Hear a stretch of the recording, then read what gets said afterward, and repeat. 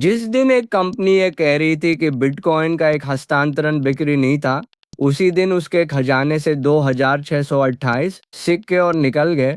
Trump media ने वह bitcoin crypto dot com को भेजा।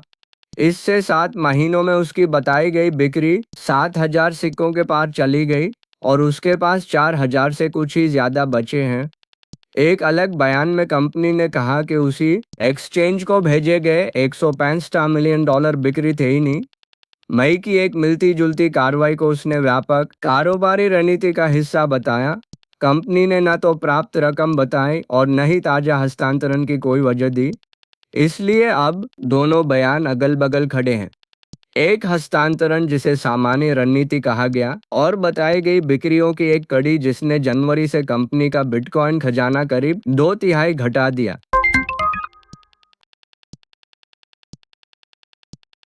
शुक्रवार को हमने जिस वॉलेट हमले की खबर दी थी वह रुका नहीं है और अब 9 गुना बड़ा हो चुका है।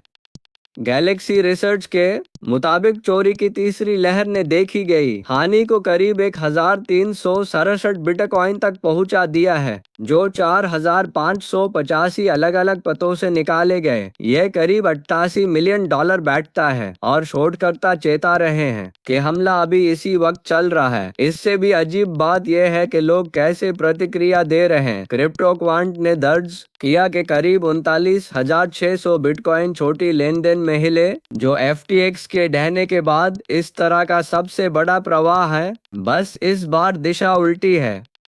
FTX ने धारकों को एक्सचेंज से बाहर अपनी हिरासत की ओर धकेला था। ये घटना छोटे धारकों को वापस एक्सचेंज पर ला रही है।